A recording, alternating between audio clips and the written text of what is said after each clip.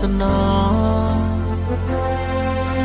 ที่สวยนำซักพาถึงเมืองปากเซพบน้องนางนาลีงามแท้มีเสน่ห์ดังจิตใจน้ำเซและดวงดอกไม้